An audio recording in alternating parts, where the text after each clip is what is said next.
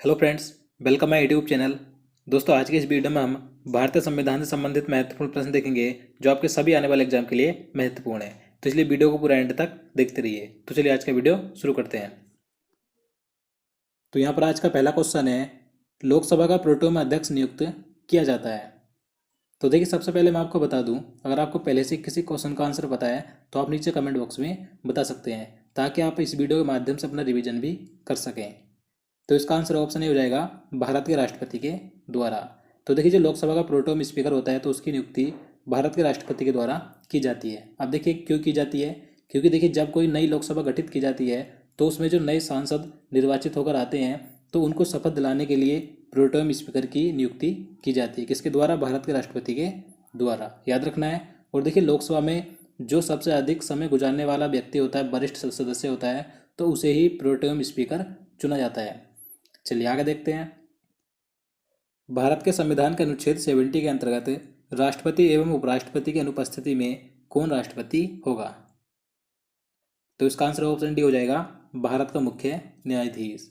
तो देखिए, मैं आपको बता दूं, अनुच्छेद 65 के अनुसार अगर राष्ट्रपति अनुपस्थित है तो उसका कार्यभार कौन संभालता है? तो उपराष्ट्रपति संभालता है। लेकिन अनुच्छेद 70 के अनुसार राष्ट्रपति एवं उपराष्ट्रपति अनुपस्थित है तो राष्ट्रपति का कार्यभार अन्य तीसरे को दिया जाता है। और तीसरा कौन होता है अन्य? तो सुप्रीम कोर्ट का मुख्य न्यायाधीश होता है, याद रखना है। चलिए नेक्स्ट क्वेश्चन देखते हैं। निम्नलिखित राज्यों में से किस राज्य के विधानमंडल द्विसदनीय है? तो देखिए, इस क्वेश्चन में बताना है कि इन चार ऑप्शन में से भारत का कौन सा राज्य है जिसकी विधानमंडल द्विसदनात्मक है? तो इसका आंसर ऑप्शन डी हो जाएगा, बिहार। देखिए, बिहार राज्य की जो विधानमंडल है वो द्विसदनात्मक है, यानी कि वहाँ पर विधानसभा और विधान परिषद दोनों है। और देखिए, जो विधान परिषद है ये विधानमंडल का ऊपरी सदन होता है। अब देखिए, बात करें कि भारत में वर्तमान में कितने राज्यों में विधानसभा और विधान परिषद दोनों है, तो भारत के कुल 6 राज्य हैं जो जिनकी विधानमंडल द्विसदनात्मक है। क्वेश्चन नंबर 4 है, भारत में एकल नागरिकता का प्रावधान किस देश के संविधान से लिया गया है? तो देखिए, जैसे कि आप सभी को मालूम होगा कि भारत में एकल नागरिकता का प्रावधान है, तो ये किस देश के संविधान से लिया गया है? तो ये ब्रिटेन के संविधान से लिया गया है। तो इसका आंसर ऑप्शन भी हो जाएगा, ब्रिटेन से। देखिए, इसके अलावा ब्रिटेन से क्या क्या लिया गया है भारतीय संविधान में, जैसे कि संसदात्मक शासन प्रणाली, विधि निर्माण प्रक्रिया, विधि का शासन, मंत्रिमंडल प्रणाली, परमाधिकार लेख और संसदीय विशेष अधिकार। तो ये सभी ब्रिटेन से लिए गए हैं, याद रखना है। चलिए आगे देखते हैं। भारत के सर्वोच्च न्यायालय की आधिकारिक भाषा क्या है? तो देखिए, जो भारत का सुप्रीम कोर्ट यानी कि सर्वोच्च न्यायालय है, तो इसके कामकाज की आधिकारिक भाषा है इंग्लिश यानी कि अंग्रेजी। तो इसका आंसर ऑप्शन सी हो जाएगा, अंग्रेजी, याद रखना है। देखिए, बात करें सर्वोच्च न्यायालय की, तो इसकी स्थापना कब हुई थी? तो 28 जनवरी 1950 को हुई थी। लेकिन याद रखना है, 1937 में इसी सर्वोच्च न्यायालय को संघीय अदालत के रूप में जाना जाता था। लेकिन 28 जनवरी 1950 से इसे सुप्रीम कोर्ट की यानी कि सुप्रीम कोर्ट की स्थापना की गई। देखिए, बात करें कि जो सर्वोच्च न्यायालय, इसमें वर्तमान में कुल न्यायाधीशों की संख्या कितनी है? तो 34 है, यानी कि 34 है, जिसमें कि 33 अन्य न्यायाधीश और एक मुख्य न्यायाधीश शामिल है। और देखिए, जो सुप्रीम कोर्ट के मुख्य न्यायाधीश होता है तो इसके रिटायर की यानी कि सेवानिवृत्ति की आयु कितनी होती है? तो 65 वर्ष होती है। और भारत के प्रथम सुप्रीम कोर्ट के मुख्य न्यायाधीश कौन थे? तो HJ कनिया थे, याद रखना है। चलिए आगे देखते हैं। क्वेश्चन नंबर 6 है, भारत में राजनीतिक दलों को मान्यता दी जाती है। तो देखिए, भारत में कोई भी राजनीतिक दल हो, चाहे उस किसी पार्टी को राज्य की मान्यता लेनी हो चाहे केंद्र की, तो उस पार्टी को मान्यता कौन देता है? तो भारतीय निर्वाचन आयोग। तो इसका आंसर ऑप्शन डी हो जाएगा, भारतीय निर्वाचन आयोग के द्वारा। तो देखिए, बात करें भारतीय निर्वाचन आयोग की यानी कि भारतीय चुनाव आयोग की, तो इसकी स्थापना 25 जनवरी 1950 को हुई थी। और इसमें देखिए, एक मुख्य चुनाव आयुक्त होता है और 2 अन्य चुनाव आयुक्त होते हैं, और इनकी नियुक्ति भारत के राष्ट्रपति के द्वारा की जाती है। और देखिए, यहाँ से कई बार क्वेश्चन पूछा जाता है कि भारत के प्रथम मुख्य चुनाव आयुक्त कौन थे? तो सुकुमार सेन थे, याद रखना है। चलिए आगे देखते हैं। तो अगला क्वेश्चन है, भारत का निर्वाचन आयोग है, तो इसका आंसर ऑप्शन डी हो जाएगा, संवैधानिक निकाय। तो देखिए, जो भारत का निर्वाचन आयोग है यह एक स्थायी संवैधानिक निकाय है। और देखिए, निर्वाचन आयोग से जुड़े उपबंधों का उल्लेख भारतीय संविधान के अनुच्छेद 324 में किया गया है। और मैं आपको पहले बता चुका हूँ कि भारतीय निर्वाचन आयोग की स्थापना कब हुई थी? 25 जनवरी 1950 को हुई थी। तो अगला क्वेश्चन है, भारत में सूचना का अधिकार किस वर्ष में पारित किया गया था? तो इसका आंसर ऑप्शन सी हो जाएगा 2005 में। तो देखिए भारत में जो सूचना का अधिकार यानी कि RTI है, राइट टू इन्फॉर्मेशन है, तो यह 2005 में पारित किया गया था। अब देखिए मैं आपको बता दूं 15 जून 2005 को तो इस कानून को अधिनियमित यानी कि राष्ट्रपति के द्वारा मंजूरी मिली थी। उसके बाद 12 अक्टूबर 2005 को इसे संपूर्ण धारा के साथ लागू किया गया था, याद रखना है। और देखिए 2005 में ही भारत में केंद्रीय सूचना आयोग की भी स्थापना की गई थी। और देखिए कई बार पूछा जाता है कि भारत के प्रथम केंद्रीय मुख्य सूचना आयुक्त कौन थे, तो बजाहत हबीबुल्ला थे। और देखिए केंद्रीय मुख्य सूचना आयुक्त की नियुक्ति कौन करता है, तो राष्ट्रपति के द्वारा प्रधानमंत्री की अध्यक्षता वाली समिति की सिफारिश के आधार पर की जाती है, याद रखना है। चलिए आगे देखते हैं। भारतीय संविधान के अंतर्गत प्रथम आम चुनाव किस वर्ष हुए थे, तो इसका राइट आंसर ऑप्शन सी हो जाएगा 1951 से 1952 तक। तो देखिए जो प्रथम आम चुनाव थे यानी कि प्रथम लोकसभा चुनाव थे, तो यह अक्टूबर 1951 में शुरू हुए थे और फरवरी 1952 में संपन्न हुए थे, याद रखना है। और देखिए इन चुनावों के बाद 17 अप्रैल 1952 को लोकसभा का गठन किया गया था। तो ये भी कई बार पूछा जाता है कि लोकसभा का गठन कब हुआ था, 17 अप्रैल 1952 को हुआ था। अगला क्वेश्चन है संविधान को एक पवित्र दस्तावेज किसने कहा था। तो देखिए जो भारतीय संविधान है तो इसे एक पवित्र दस्तावेज किसने कहा था, तो संविधान निर्माता डॉक्टर भीमराव अंबेडकर जी ने कहा था। तो इसका आंसर ऑप्शन हो जाएगा भीमराव अंबेडकर जी ने, याद रखना है।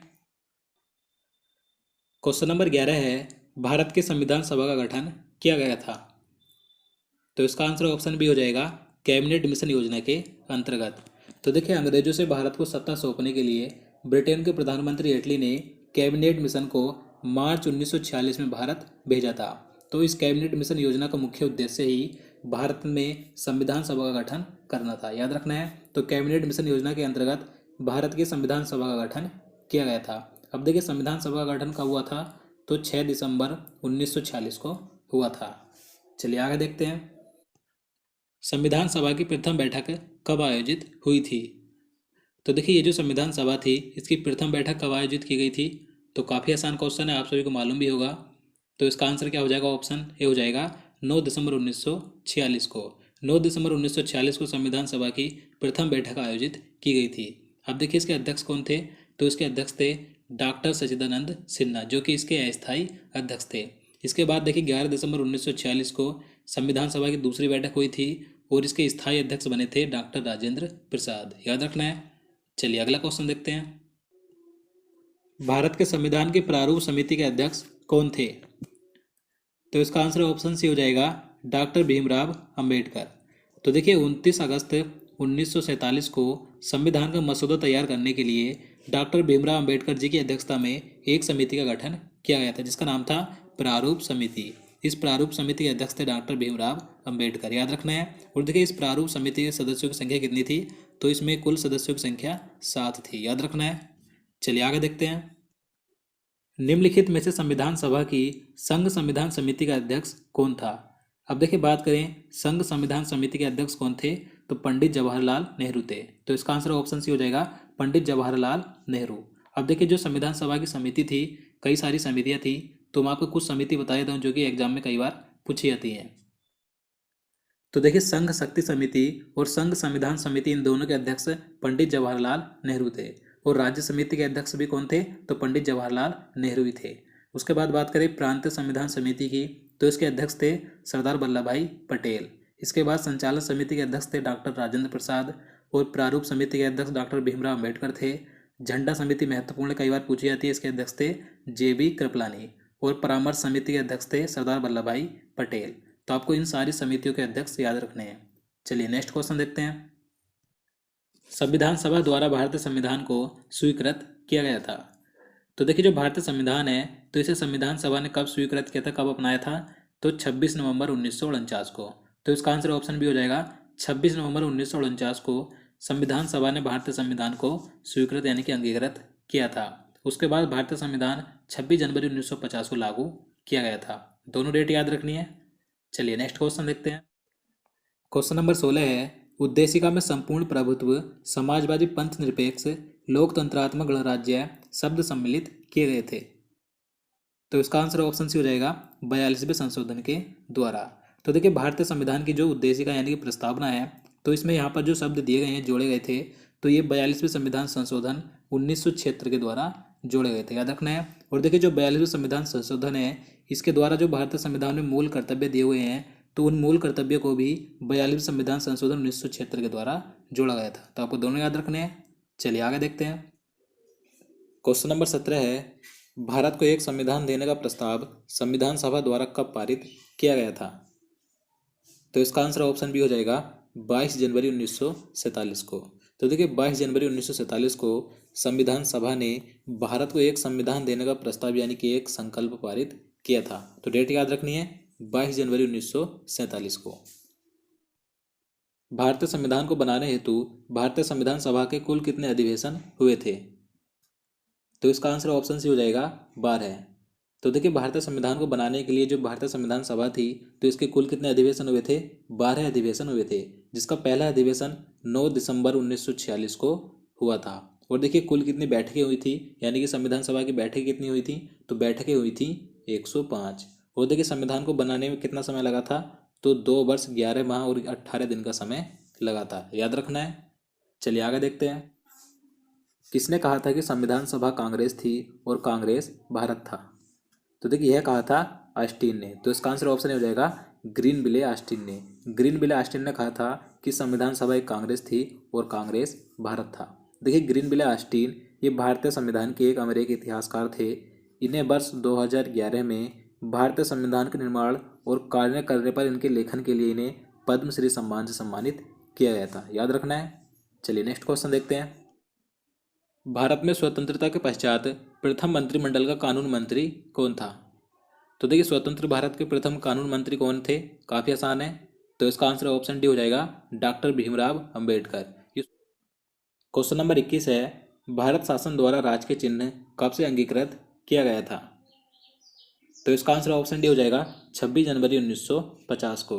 तो देखिए जो भारत का राज के चिन्ह क्या है? तो अशोक स्तंभ है। तो इसे कब अंगीकृत किया गया था? तो 26 जनवरी 1950 को अंगीकृत किया गया था, यानी कि जब संविधान लागू हुआ था।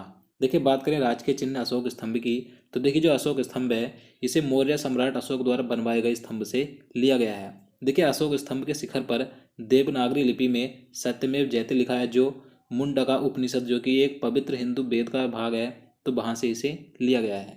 और देखिए अशोक स्तंभ के शिखर पर 4 शेर खड़े हैं, जिनका पिछला हिस्सा खंबे से जुड़ा हुआ है। और यहाँ पर मैं आपको बता दूं, देखिए 22 जुलाई 1947 को जो राष्ट्रीय ध्वज है, तो इसे संविधान सभा ने अपनाया था। और 24 जनवरी 1950 को जनगण मन यानी कि राष्ट्रीय गान को अपनाया गया था। तो आपको याद रखना है। तो दोस्तों आज के लिए इतना ही। उम्मीद करता हूँ आपको वीडियो पसंद आए। अगर आपको वीडियो अच्छा लगा हो, आपके लिए हेल्पफुल हो, तो प्लीज़ वीडियो को लाइक और शेयर करना, साथ ही चैनल को भी सब्सक्राइब कर लेना। तो चलिए मिलते हैं नेक्स्ट वीडियो में। जय हिंद, जय भारत।